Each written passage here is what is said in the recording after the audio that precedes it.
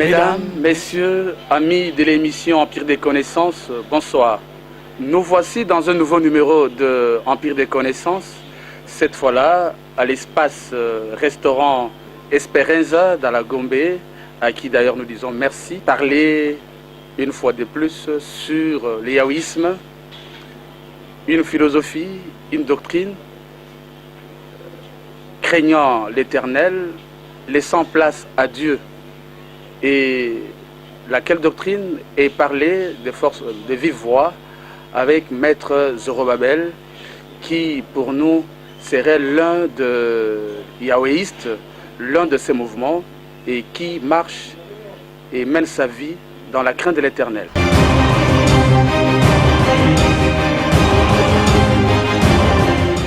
Jésus-Christ, un nom plus cité, un nom plus suivi par les hommes de ce monde et surtout par les chrétiens, est considéré pour les uns fils de Dieu, enfant de Dieu, et pour les autres prophètes. Que dit la Bible? Pour la Bible, le Christ, c'est un prophète, l'envoyé de Yahweh Dieu, lequel envoyé avait une spécificité, c'est qu'il était un des prophètes comme Moïse. Voilà sa spécificité. Et c'est ce que les yahouismes endossent comme étant le statut de Jésus de Nazareth, fils de David. Face aux nombreuses élévations et considérations de Jésus-Christ par les chrétiens et par les hommes de cette ère, certains visionnaires pensent que cela énerve. Ce qui énerve la pensée de Yahweh, c'est lorsque on déroute, on met Jésus comme étant le Créateur lui-même et qu'on l'adore en tant que tel. Vous savez, quand vous prenez Luc 2, l'ange qui parle à Marie dit à Marie ceci: ce fils qui sera appelé fils de Dieu est venu pour hériter les trônes de son père David. Mais qu'est-ce que les hommes en ont fait? Au lieu d'hériter les trônes de son père David, comme a dit l'ange de Dieu, comme l'avaient prédit les Écritures prophétiques, les hommes l'ont propulsé à hériter le trône de Yahweh Dieu. C'est là que ça énerve. Pour la Bible, ou mieux dans la Bible, il est écrit que Jésus-Christ est venu régner sur le trône de David. C'est la Bible qui précise les trônes de David, parce qu'il devait régner sur Israël éternellement, pas sur l'humanité, pas au ciel, sur la terre.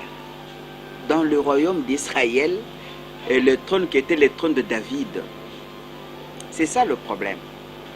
Les Écritures disent autre chose, et ce qui est enseigné aussi propage autre chose. En fait, cet aspect est l'accomplissement d'Ésaïe 5, verset 9.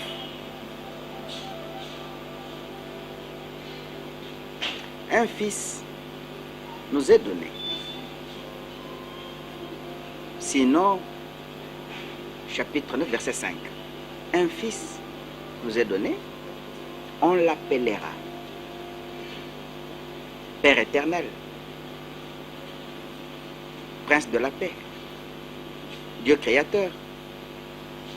Ce que les hommes n'ont jamais compris, c'est le concept « on » qui a été utilisé dans cette prophétie. On l'appellera. Lorsque vous lisez les Écritures de Jésus, les paroles de Jésus, vous trouverez dans cette parole que Jésus ne se fait pas Dieu lui-même.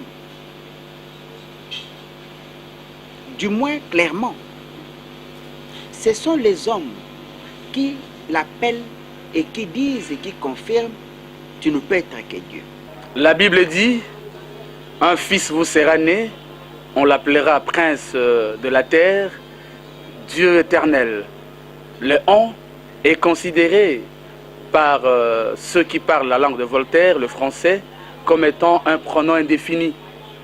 Mais indéfini, il s'agit de qui, effectivement?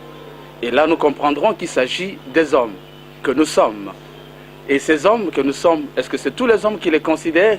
C'est tous les hommes qui sont considérés comme étant on? Le on, comme vous le savez, c'est un pronom dans le jargon appelé pronom imbécile. La Bible, quand elle énonce des prophéties, quand c'est Dieu qui parle, Dieu dit « moi j'ai dit, il sera ceci ». Quand c'est un Messie, il dit « moi, Dieu m'a envoyé pour dire ceci ». Quand c'est un simple prédicateur, il le dit. Mais voilà, par exemple, lorsque vous prenez Deutéronome 18, verset 18, d'abord Jean, dans Jean 6, verset 36, Jésus dit, vous ne savez pas, 36, 46, vous ne savez pas, mais c'est de moi que Moïse a écrit. Moïse a écrit de moi. Mais qu'est-ce que Moïse avait écrit de lui? Parce qu'il y avait une discussion comme celle qui se passe dans notre époque aujourd'hui. Est-il Dieu? N'est-il pas Dieu? Lorsqu'on dit est-il Dieu, c'est parce qu'on voudrait connaître qui devons-nous adorer. Je crois que c'est cela. L'être en qui nous devons élever nos prières. Parce que il ne faudrait pas qu'on élève nos prières vis-à-vis d'un être qui n'est pas le Créateur pour ne pas tomber sous le coup du blasphème contre le Saint-Esprit. Or, si tel serait le cas, lorsque vous adorerez notre Dieu qui n'est pas le Créateur, vous tomberez sous le coup du blasphème, ça énerve. Ça énerve parce que vous aurez en ce moment-là un gros de gens qui iront tout droit en enfer juste par ignorance. Alors, quelle est l'importance de la question? L'importance est de savoir que disent les Écritures. Pas ce qui est dit dans le commun des mortels. Les Écritures disent quoi? La Bible dit, si ce que l'on vous dit est appuyé par des témoignages, croyez. Moi, je vous donne deux témoins. Le premier témoin, c'est Moïse, qui dit que Dieu lui a promis, Yahweh lui a promis lui-même, qu'il va susciter d'entre ses frères un enfant qui sera prophète comme lui, en qui il mettra ses paroles pour que chacun, tout homme ici-bas, l'écoute et suive ce qu'il a dit. Ça, c'est Mos. Qui dit cela? Jésus. Jésus précise dans Jean, chapitre 6, si vous ne voulez pas me croire de tout ce que je suis en train de vous dire, parce que vous ne croyez pas Moïse, puisque c'est Moïse qui a parlé de moi. Premier élément. Deuxième élément, c'est Paul, après la mort de Jésus. Paul, Actes des Apôtres 3. Paul dit clairement, qui est Jésus? C'est bien celui que le Dieu d'Abraham, le Dieu d'Isaac, le Dieu de Jacob avait prédit dans la Bible en disant à Moïse, dis à vos frères, je leur susciterai un prophète comme lui. Paul témoigne aussi de cela. Que Jésus, c'est ce prophète-là. Jésus, lui-même vivant, donne un troisième témoignage. Il dit, vous savez, vous vous interrogez pourquoi je n'ai pas étudié mais je maîtrise la doctrine des dieux. Oui, je vais vous répondre. C'est tout simplement parce que je n'enseigne pas pour ma gloire. Je cherche la gloire de celui qui m'a envoyé. Si vous voyez quelqu'un chercher sa propre gloire, celui-là est injuste. Mais qu'est-ce que vous me reprocherez, moi, parce que je suis en train de prêcher pour la gloire de Yahweh Dieu? Ça, c'est le Christ. Ça, c'est le Christ. Donc, sur cet aspect des choses, les Écritures sont tellement claires, que le revirement actuel est une question d'abomination tout simplement. Et cette abomination est également biblique et prophétique. C'était prévu que ce sera comme ça. Jésus est Dieu ou il ne l'est pas. Mais à voir les chrétiens le prier, il est vraiment considéré Dieu. Lorsque vous allez dans les bibliothèques numériques, vous allez trouver écrit que Yahweh, c'est le Dieu personnel de la tribu d'Israël. Et qu'il a été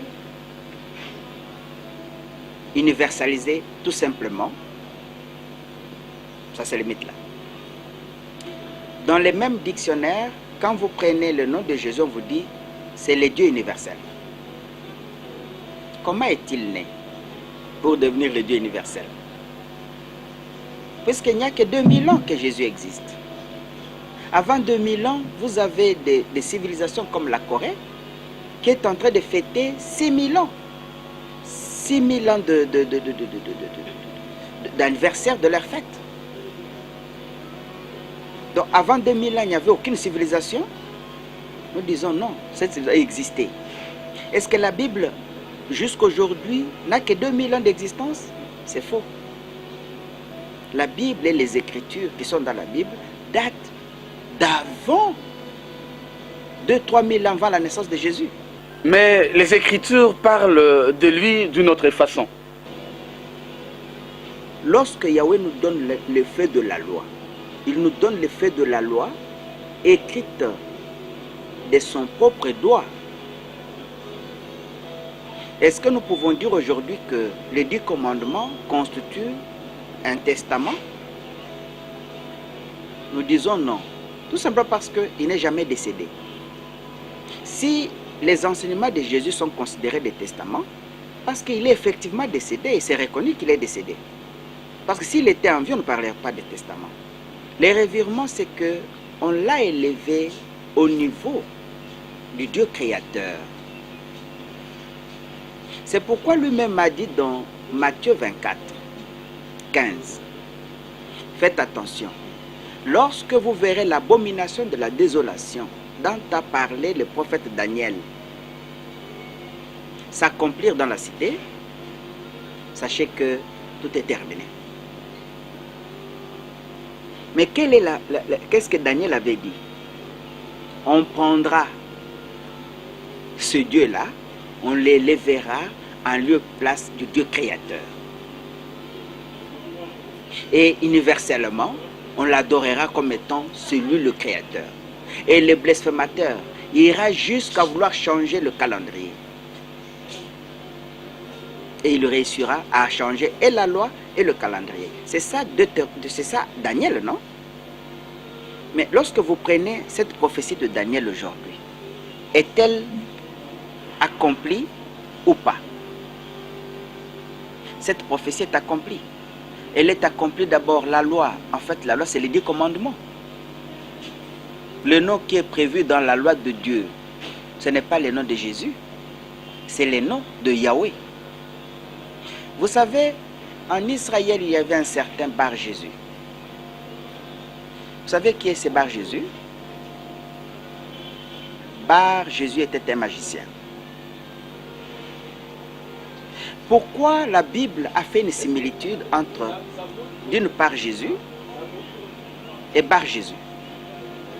C'est pour que les gens arrivent à comprendre que faites attention, tout ce qui vient au nom de Jésus doit être nuancé. Le Vatican, la métropole du christianisme et siège de l'Église catholique romaine, semble avoir changé les calendriers originaux dont les sabbats, aujourd'hui considérés samedi, étaient un jour du repos dédié à l'Éternel. Il a changé.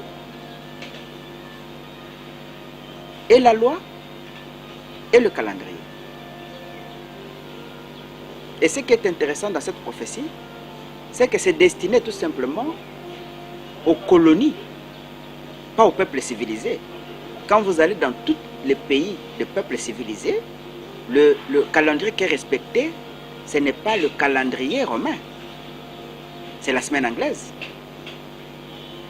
C'est la semaine anglaise.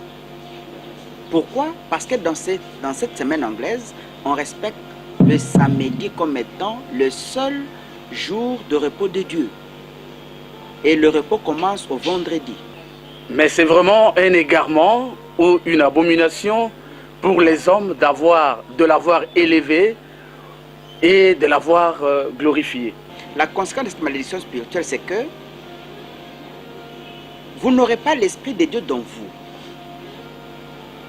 Vous ne pourrez pas réfléchir correctement. Vous aurez tout dans vous, dans votre pays, mais vous ne serez pas capable de les transformer ni de l'utiliser à bon escient. Puisque c'est lui qui donne l'intelligence et la sagesse, c'est le seul créateur. Mais lorsque vous serez en contradiction avec lui, comment pourriez-vous espérer bénéficier de l'intelligence et de la sagesse? C'est tout simplement ça. Et c'est comme ça qu'Ésaïe 18, plutôt Ésaïe 1er, chapitre 1er, il vous dit, regardez ce qui arrivera à tous ceux qui ne croiront pas à Dieu. Vous aurez une terre fertile, mais vous-même, vous n'en bénéficierez pas. Ce sont les étrangers qui viendront exploiter, vous prendre vous